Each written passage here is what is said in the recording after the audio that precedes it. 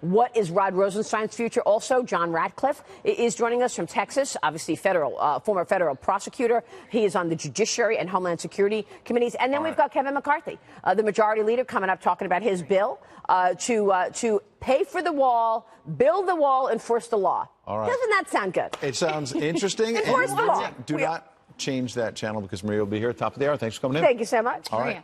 It's the sweetest day of the year. It's National Dessert Day. We're celebrating with ice cream, milkshakes, and so much more. And Trish has one of her kids here, and she's been eyeing that dessert. She's been staring at it for the last 20 minutes. We'll get into that next. Boom. Too much good. Why? I mean, come on, why?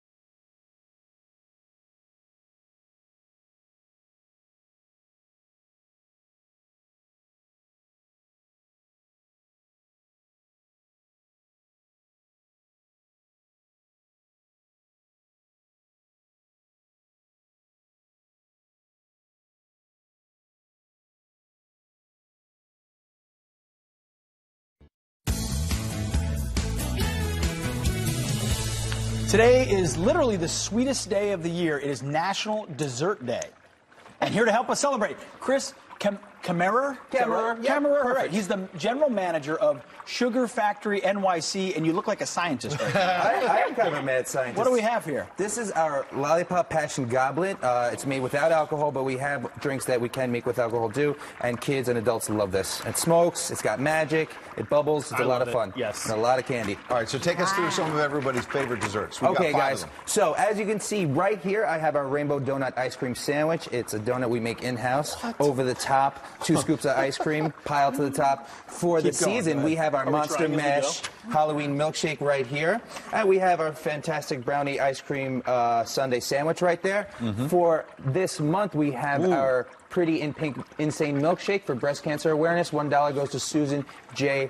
Komen. That's great. And then here, for tremendous celebrations. We have our King Kong Sundae, and all of you are here to help me decorate it. We have Trish's daughter, Elizabeth, and your brother and sister are going to be so jealous because you've been eyeing all this stuff. What jumps out at you? What do you really want to try? The ice cream. All right, you going to help me? Here's Smart a spoon. kid. We gotta decorate that thing. Yeah, You get to decorate. Come on. We're gonna make a sundae, right? King We're going to Kong make sundae, King you call it? Kong Sundae. So over what's the in the top. King Kong? 22 scoops? Is that Gummy what you bears said? now. 24 scoops. It could be 30 scoops, whatever you want. We have vanilla, That's a big sundae. chocolate, cookies and cream. We throw some gummy cherries on top. Adding the strawberries. Oh my God! And you some can of do these. all the Hey, what about this? sauces, whipped cream, Cookie. we can go nuts. Cheesecake in There there. we go. Oh, man. We get to have fun with this. Oh my goodness. And then That usually is for people's yummy. birthdays, we bring it out with sparklers. We make a whole big fun time with this. You know your brother and sister are going to be so mad you got to do this. So this is like a kid's I'm dream. going to hear about this for the rest of the year. I feel like it. There we So go. let's eat this thing. What are you doing? Let's go. Get in here So with me. Sugar Factory have locations all over the U.S., New York City, Miami, Chicago. Awesome. We're opening up in San Diego in the next month. We have international locations as well. So people can go in the store, in the Sugar Factory, and order one of these guys. All of our restaurants have stores, and the restaurants, you can order all of these. You can order some of these in our cafe. You can get all of these. We get a Rice Krispie treat in there. All of these at our locations. What's your hottest seller? Look out. Our hottest seller, we have this one. That goblet over there is tremendous. The Halloween one always does well. All right. You got a big one. You got to be jealous of what we have here. More Fox and Friends on the other side. I'll be you out of here. This is great.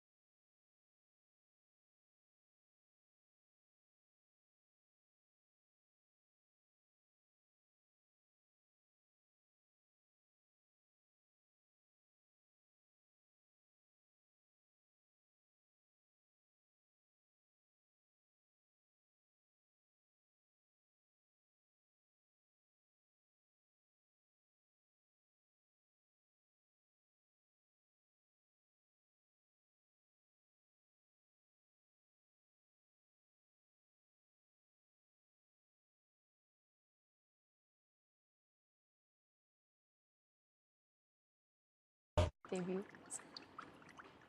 Don't let your mind read by All right, we have a very special way to promo a new show on Fox Business. Elizabeth, can you read that promo for me?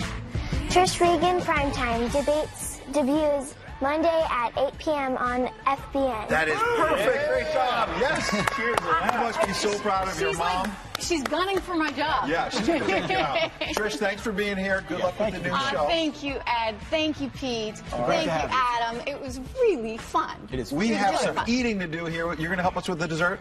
All right, great. Head to foxandfriends.com for our After the Show show. See you Have a later. great Sunday, everyone.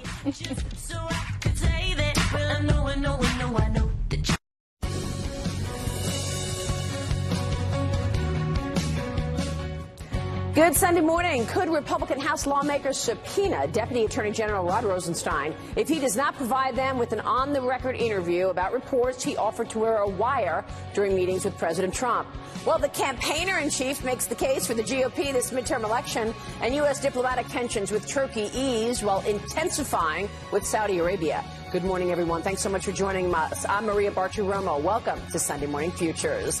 It is a big week ahead for House lawmakers looking for answers after Deputy Attorney General Rod Rosenstein decides not to testify to Congress about reports he planned to spy on the president.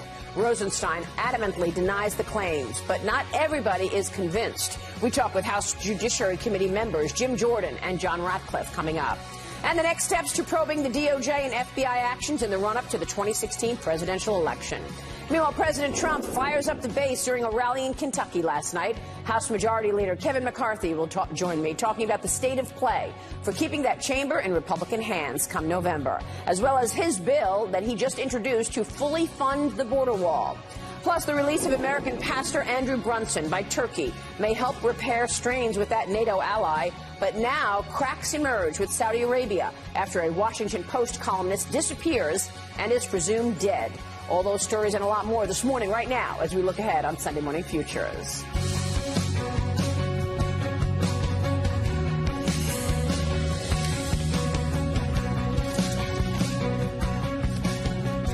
House Judiciary Chairman Bob Goodlatte now threatening to subpoena Deputy Attorney General Rod Rosenstein. This as Republicans push for answers on whether Rosenstein was serious when he reportedly floated the idea of secretly recording President Trump.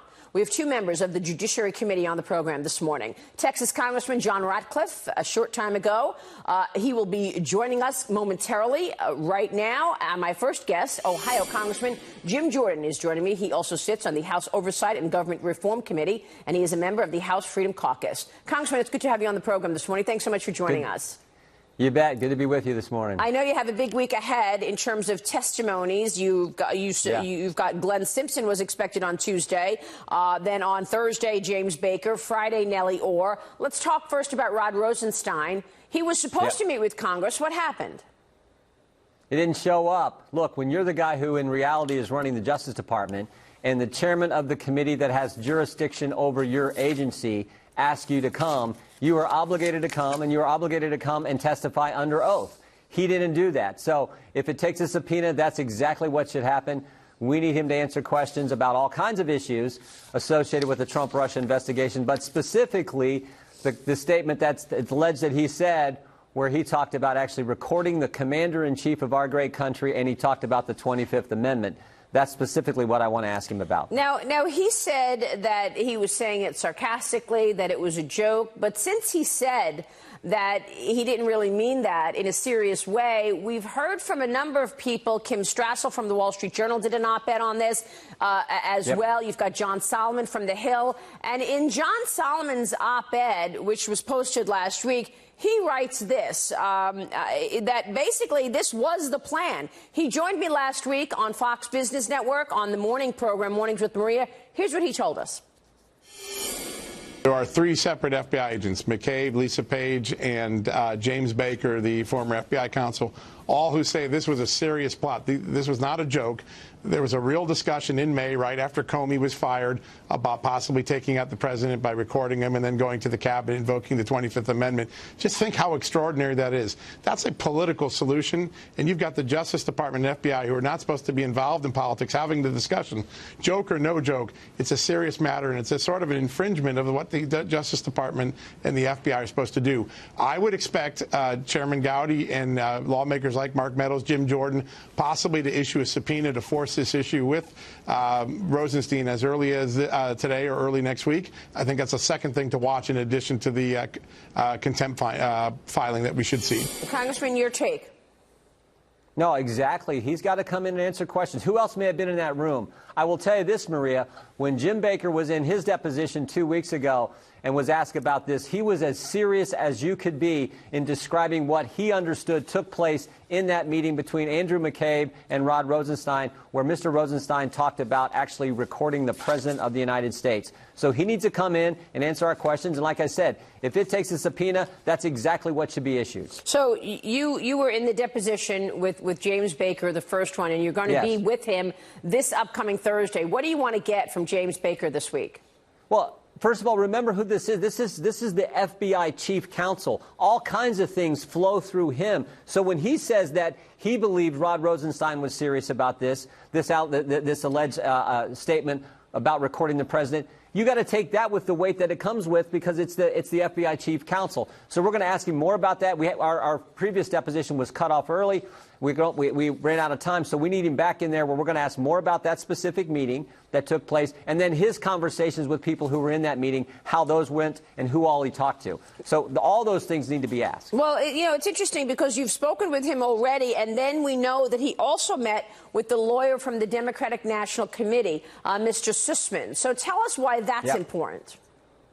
Well, you now have so many different people communicating information to the FBI about the Russia investigation. Remember, you had Nellie Orr, who we're going to interview later this week. Nellie Orr's husband, who's a top official of the DOJ, was getting information that he was passing on to the FBI. You had Glenn Simpson and actually Christopher Steele, the guy who wrote the dossier, passing information directly to the FBI. And now we know that the chief lawyer for Perkins Coie, who represented the Democrat National Committee, is giving information to the FBI chief counsel as well. So all these sources giving information to the FBI, I think it was this idea that if the more people you have talking about the big lie, which was the dossier, the more apt people are to believe it. And that's exactly the technique and the methods they were trying to use to get people to buy into this dossier that was actually used to go spy on the other party's campaign. But what must be said here are the people that were giving the information to the FBI were all working for the opposition, Hillary Clinton.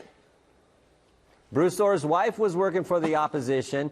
Glenn Simpson was certainly working for the opposition. And Michael Zussman, the lawyer at Perkins Coie, was the key lawyer for the Democrat National Committee and the Clinton campaign. So that's exactly right. And yet, the document that was put together, this dossier, was what was used to go to the secret court to get a warrant to go spy on the other campaign. Well, that is never supposed to happen in this country, but it did. But the other thing is that Rod Rosenstein okayed the final FISA warrant. I mean, that FISA warrant to spy on Carter Page was re-upped 3 times, and the final one was given the green light by Rod Rosenstein. So is he a witness? Exactly right. I mean, there's all kinds of conflicts here. We now know the story that Mr. McCabe and Mr. Rosenstein have been in conflict and arguing about who should be recused. I think actually they're both right. Both of them should be recused from overseeing anything to do with the Mueller investigation. Let me ask you about the conflicts that we're seeing between what you've heard from Andrew McCabe, who now has been referred criminal for criminal charges, and Rod Rosenstein, because apparently there are conflicts in what the two say. Yeah. No, there are. No, exactly. And I, like I said, I think both of them shouldn't be overseeing the Mueller investigation, because McCabe had the conflict when his wife was running for office. And, of course, Rosenstein wrote the memo that was given to the president that became the justification for firing James Comey. And one of the things Mueller is looking into is potential obstruction of justice in the firing of James Comey. So exactly right. I think they both should not be involved. Neither should be involved. Of course, Andy McCabe isn't right now because he's been fired. The president has said he's not going to fire Rod Rosenstein at this point. Given what you know, should he actually step down? Well, I mean, look, I've not been a big fan of Mr. Rosenstein. The fact is, we've asked for the McCabe memos. There's been a subpoena for those. We haven't got those. We have asked to see the document that Mr. Rosenstein wrote on August 2nd, 2017, which altered the scope of the investigation that Mr. Mueller is doing. We haven't been able to see that. We've asked for specific portions of the FISA. We haven't been able to see that. We've asked for the 302s, that Bruce Orr's 302s, when he had conversations with the FBI detailing what he said to Glenn Simpson and Chris Steele. We haven't haven't seen that. And John Huber, the guy who was put in charge, the U.S. attorney, to look into all this, we've not had one report from him over the last 6 months since he's been on the job. So take all that and then add into the fact that Rod Rosenstein was a no-show this week and Glenn Simpson's taking the fifth on Tuesday. That is the thing that frustrates me, and more importantly, frustrates you in the media and those people across this great country who want to know exactly what happened. Yeah, we're going to speak with Congressman John Ratcliffe in a few minutes. He has seen a lot of this classified information, and he's going to talk to us about the implications. But you just rattled off a couple of things that need to be public. Will the president declassify these documents so that the American people can understand how they put together this narrative that Donald Trump had anything to do with Russia meddling in the U.S. election? Let's hope so. I mean, a few weeks ago, the president initially said that he was going to declassify them. He altered that and said that he would now run it through the Inspector General, Michael Horowitz. I hope that happens as soon as possible. I do think at some point we're going to get this information. We need to, because, again, we got to get answers to these important questions that go to the heart of this idea that it's supposed to be equal treatment under the law. It's supposed to be the rule of law, and I don't think that was followed in how the FBI started and launched and ran this investigation into the president and to Russia. Well, of course, and they were overseeing two investigations. One investigation into this narrative that Donald Trump had anything to do with Russia meddling. At the same time, they were running the investigation into Hillary Clinton and her email scandal. And those two investigations were handled very differently. You said it. This is about America. This is about the rule of law. This should never have happened where people in power could put their finger on the scale. Congressman, will there be any accountability for all of this? Well, let's hope so. I actually, I hope in the end we get a Justice Department that will hold people accountable. But the frustrating part is this pattern. Remember, it was just a few years ago where we had Lois Lerner at the IRS target conservatives for their political beliefs. She was brought in front of Congress. She took the fifth. We had Brian Pagliano, who set up the email server for Secretary Clinton. He was called in front of Congress. He took the fifth. And now we have Glenn Simpson, the guy who was paid for by the Clinton campaign, who put together this fake dossier that was used to go spy on the Trump campaign. He now is supposed to come in front of Congress Tuesday, and he's going to take the fifth as well. So it sounds like they're all getting away with it. This is a dangerous pattern. It sounds like they're all getting away with it.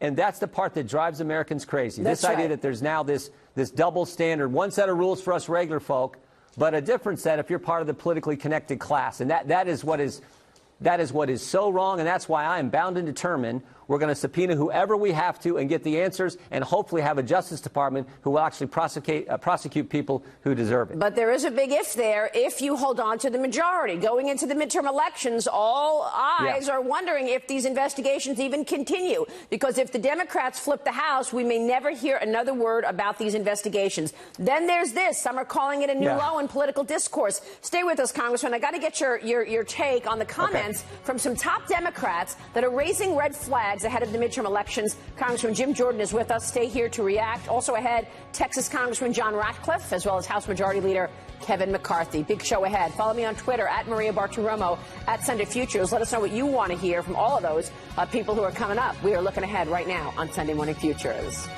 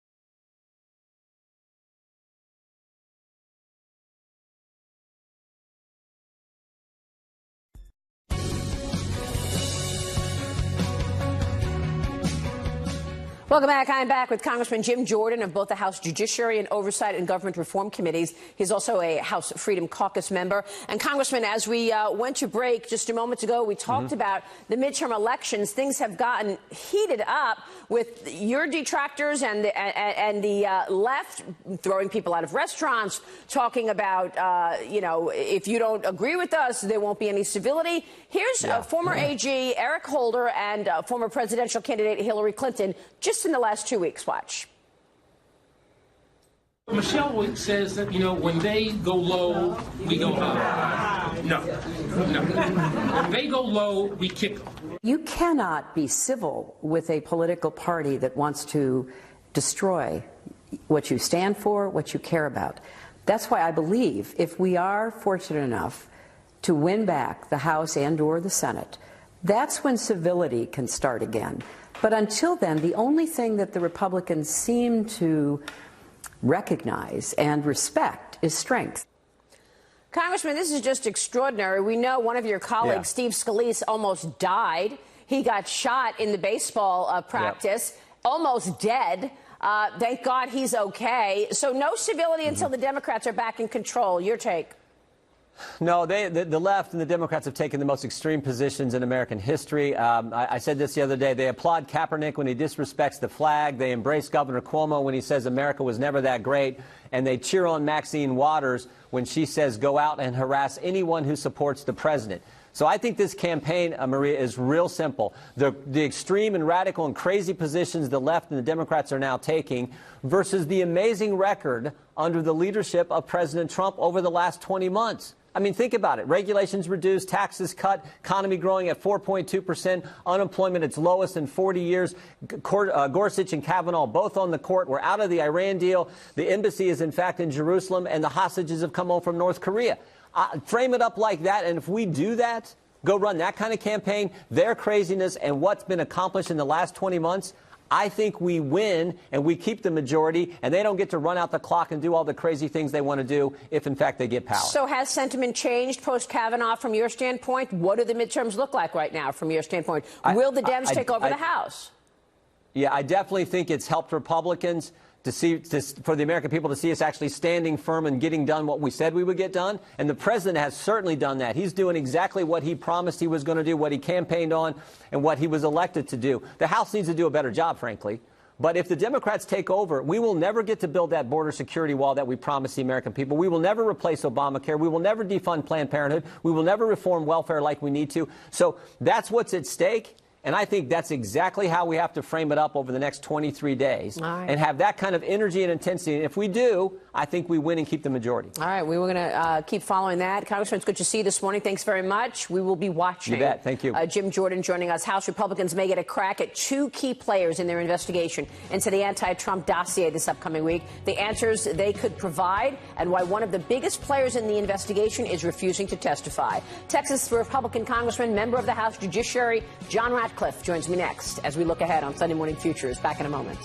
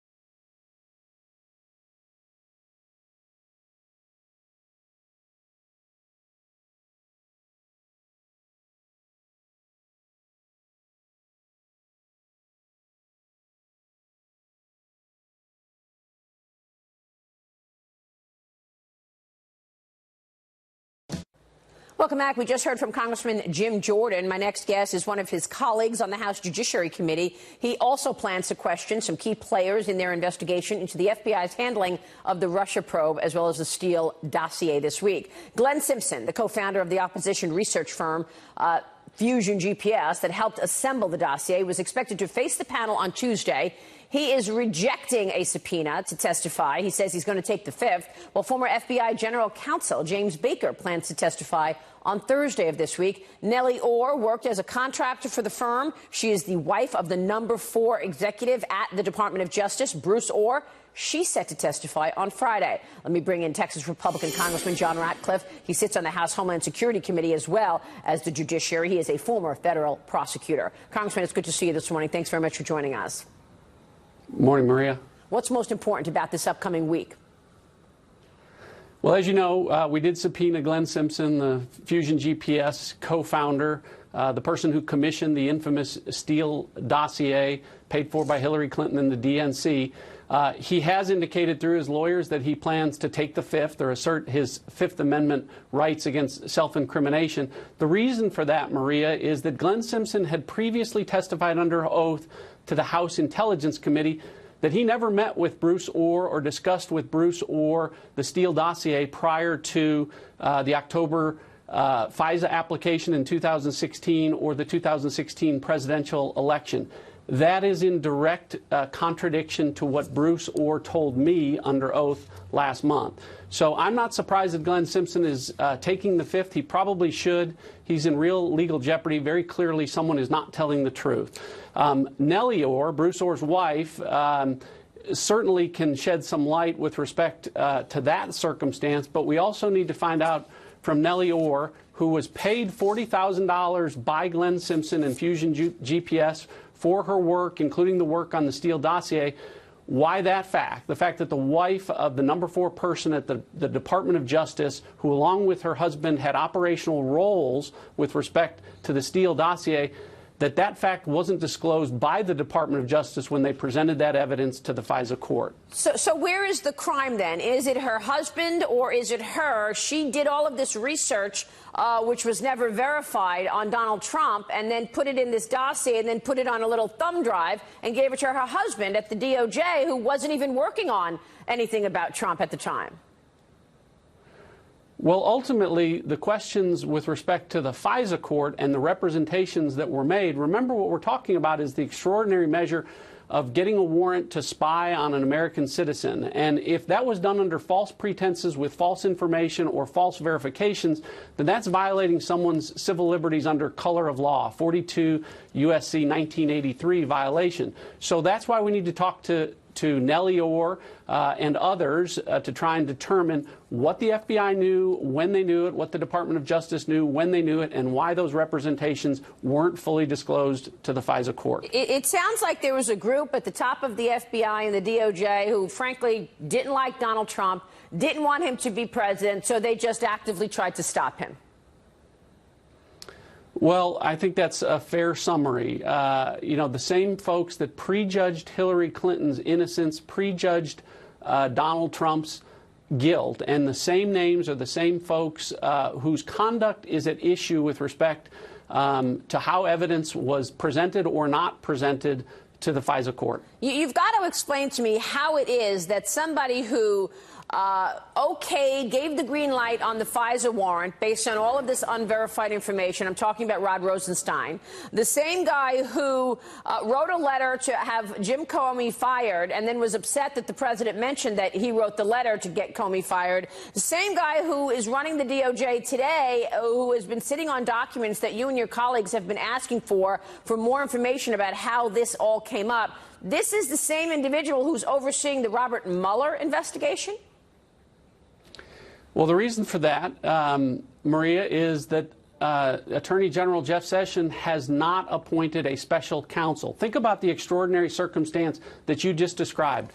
The head of the FBI, Acting Director Andy McCabe, and the head of the Department of Justice with respect to the Russia investigation, Rod Rosenstein, in direct conflict with one another, each accusing the other of not telling the truth with regard to whether or not someone wanted to record the President of the United States.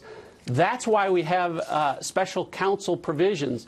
The FBI and the Department of Justice cannot be expected to fairly investigate that matter when the heads of both of those components at the Department of Justice are in direct conflict. There should be a special counsel so that we can get answers to these questions. But there was a lot of strategy going on here. There was a media leak strategy. Let's leak a lot of this unverified stuff to the media so that the media can start talking about it, and they did.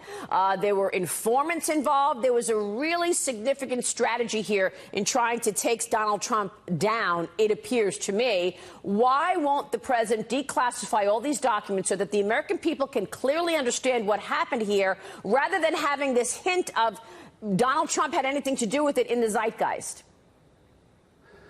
Well, that's a good question for the President of the United States. Here's what I can tell you, Maria.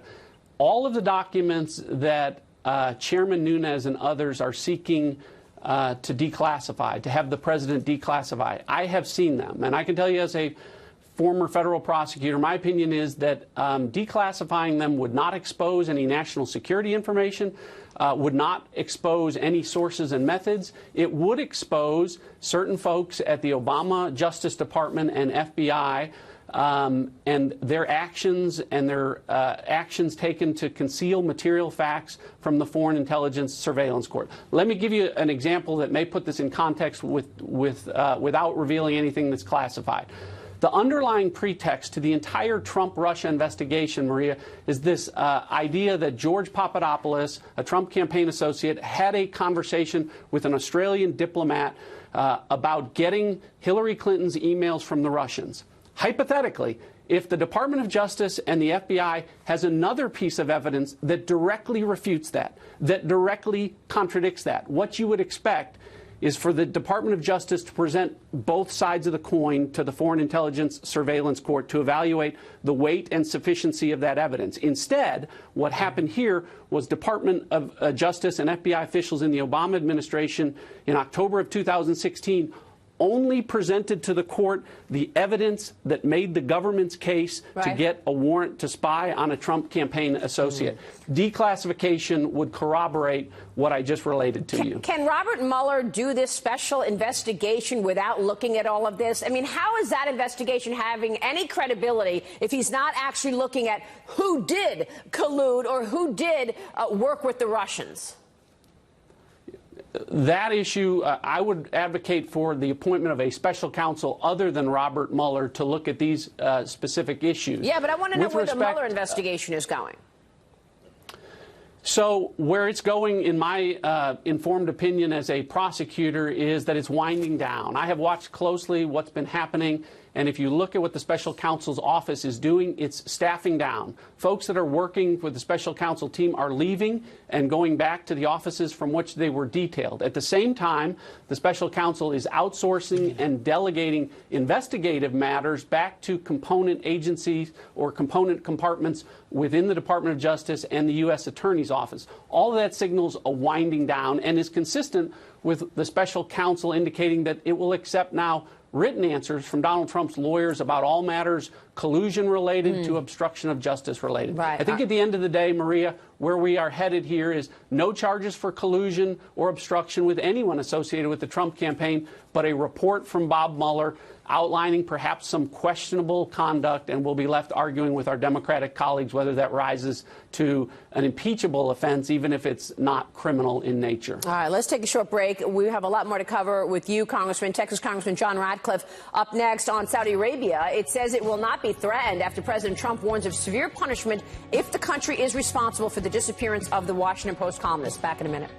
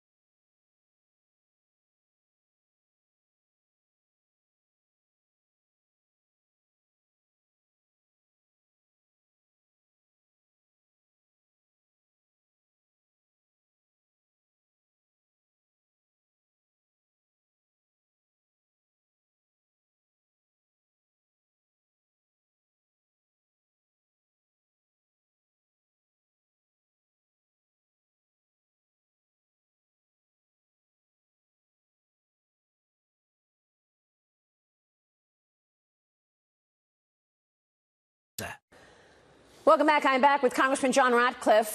Congressman, thanks so much for being here. We talked a lot about your week ahead, and we will be watching what takes place in these testimonies next week. Of course, you are also on the Homeland Security Committee, and I want to ask you about one of the international stories of the day. Saudi Arabia is issuing a warning this morning following President Trump's threats over the missing Washington Post columnist. The Saudis say the kingdom affirms its total rejection of any threats and attempts to undermine it, whether through economic sanctions, political pressure, or repeating false accusations. There is an arms deal at stake here. Your thoughts on the relationship between the Saudis and the U.S. today?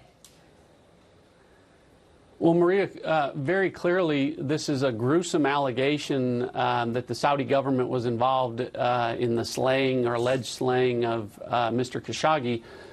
But again, it's still just an allegation at that point. I still subscribe to the theory of innocent until proven guilty. And unless and until we see this incontrovertible evidence that the Turkish government says that they have, I think we should certainly proceed cautiously in this area. Listen, I understand if it is true, we need to take some punitive action against Saudi Arabia, but cutting off ties or ending arms deals with an ally in the Middle East only creates a vacuum for our adversaries there. Saudi Arabia may be a tenuous ally, but they are still an ally in the most volatile region in the world, and they've been an important counterweight to the actions of our true adversaries like Iran and Syria and even Russia in that region. So we need to move carefully here. I trust that President Trump and Secretary of State Pompeo and Ambassador Bolton and others will get the information they need to fairly evaluate this and determine what sort of diplomatic actions need to be taken against Saudi Arabia. But we need to be very careful here. Yeah, particularly since this is our ally up against Iran, which continues with its hate and terrorist behavior. Congressman, it's good to see you this morning. Thank you very much for joining us. Thanks, Maria. Congressman John Ratcliffe there. On this election day, November 6th, every American faces a simple choice. You can either vote for Democrat mob rule, or you can vote for a Republican Party that stands proudly for law and order, fairness, freedom, and justice. Simple as that. That was President Trump last night in Kentucky making the case for Republican candidates with T-minus 23 days until Americans head to the poll. We are now in countdown mode going into the midterm elections. Joining me right now is the House Majority Leader, Kevin McCarthy. Great to see you, Congressman. Thanks very much for stopping by this morning. Well, thank you very much for having me back. So here we are, 23 days away from the midterms. Let's start there. I know you've been traveling the country, trying to support your colleagues across the country in different races, as well as raising an enormous amount of money for your colleagues in the Republican Party. Give us a sentiment in terms of where you see the midterms headed. Well, I see the midterms have actually changed in the last month. The intensity level, there was an advantage on the Democratic side. But that has narrowed after viewing what the Democrats had done to Kavanaugh. And so I see the intensity level shifting. There is a real concern that I have, though, because Michael Bloomberg, if you watched, who recently re-registered a Democrat, he is trying to buy the Democrat nomination to run against President Trump. So he has put in $80 million to try to win the House. The president was just there in Kentucky because that's one of the first races you're going to want to watch. Andy Barr against Amy McGrath. And Amy McGrath, in her own words, this is how she describes herself: the most liberal Democrat in Kentucky. So I see this is going to be a battle because of the financial resources the Democrats have against us, but the number of our candidates are doing very well and have gotten a bump in the last couple weeks. You know, it's interesting when you look at that, because for the longest time, the Democrats tried to say they were the party of the American worker. And yet, when you look at the donations from individuals into the Republican Party, you are beating the Democrats in that regard, but they've got a handful of big, deep-pocketed donors like a Michael Bloomberg, like a Tom Steyer. Just think the three individuals who are funding the Democratic Party: George Soros, You've got Michael Bloomberg. It's not just $80 million into the House. He put another $20 million to try to win the Senate. Then Tom Steyer's, more than $120 million he has spent trying to win. But his main goal is trying to impeach President Trump. He brags that his impeachment list is bigger than the NRA list. Those three individuals are trying to buy our government in this process. It's very disturbing. I want to get to your bill in a moment because I love the name, build the wall, enforce the law. Yeah. Let me first though ask you about the important races that you're watching. You mentioned Kentucky. What other races should we be watching in terms of a close call here between Dems and Republicans? Well, the first thing you want to watch, where could the Republicans actually defeat a Democrat? I'd look in Minnesota, right there. Jim Hagedorn and Pete Stauber. Those are two seats that Democrats currently hold that we're in a very good fight to win. Now, you also want to watch, for your viewers, where could they help in the process, this Bloomberg money coming in? It's coming a great deal into California, where they're spending $10 million on individual races. But look at the open seat in Orange County. Here's Young Kim, an immigrant from South Korea, Republican, running against Gil Cisneros, who was accused earlier this year from a Democrat running for the State House of sexual harassment. Young Kim is leading right now. But we have 7 seats in California where I've never seen so much money being spent of them attacking. Then you could go out to Barbara Comstock, who is still in the lead, the Democrats have fought every time, but who's been such a big fighter. Then think of this. Bloomberg just sent $1 million against Karen Handel right outside of Atlanta. Karen won that big special election earlier this year with all that money being spent against her. She's one of the hardest working freshmen and most successful legislatively we've had. Wow. And then think of this open seat down in Miami that is a highly Spanish-speaking district that Democrats thought they'd pick up easily. They nominated Donna Shalala. Remember her decades ago in the Bill Clinton administration? Yes. We have Maria Elvira Salazar, who not only speaks Spanish where Donna Shalala does not, she was a reporter on Univision and Telemundo for a number of years. She knows the community. So for those out there trying to claim something different, we need the intensity level. We have a disadvantage with money. History is against us, but we're going to beat history. Why? Look at what we've done with the economy. Yeah. Look at what we've done to the VA, reforming it, rebuilding our military. Look what we've done to combat opioids, the largest comprehensive bill you have ever seen, more than $4 billion. Right. Or stop human trafficking, modern-day slavery online. Yeah, and this is about results versus Democrats' resistance. Yeah, results versus resistance. You've said that now a number of times, and it speaks accurate. Let me ask you this, because one of the big issues is immigration. Let's take a short break, and then I want to get into the weeds in your new bill, Build the Wall, Enforce the Law. We are talking this morning with the Majority Leader, Kevin McCarthy. We'll take a short break and come right back and hear about the bill he's bringing to the floor. Stay with us.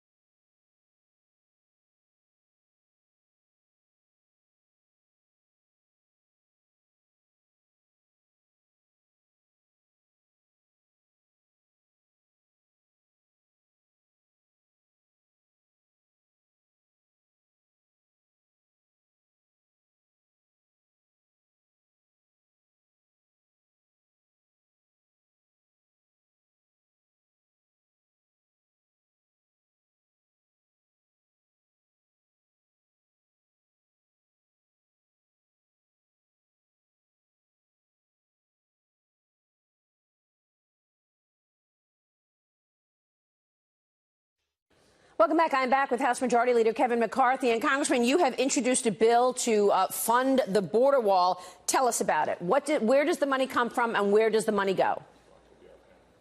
Well, this is a bill called Build the Wall, Enforce the Law. Now, remember, Maria, we have fully funded the first request of the president to start building that wall, and we are at $1.6 billion. This will finish the job at 25. But it's more than just building the wall. What this is about is safe communities, our children, protecting them from fentanyl, protecting them from gang members, and from human trafficking. So what the bill does is even further. It gives an advanced appropriation that fully funds the wall, but more importantly, it goes in to protect them. Remember what he'll do. Oppose sanctuary cities. So for those states that are protecting these illegals, they don't get grants from the federal government. Or what do you think about Kate's law? That it makes the penalties harder if somebody comes here illegally, gets deported, and enters back in here. But more importantly, it will remove the illegals who belong to gangs like MS-13 that are going into our communities and causing havoc and drugs throughout. Yeah, we've got Plus, some pictures of you at the border, which we're showing. $16.6 billion is going to be dedicated to the physical barriers, while the rest is going to cover the technology, operations, and other infrastructure costs, as you mentioned, which are all associated with border security. What are the chances of passage? Because we've been talking about this border wall. The president wanted the money available a year ago.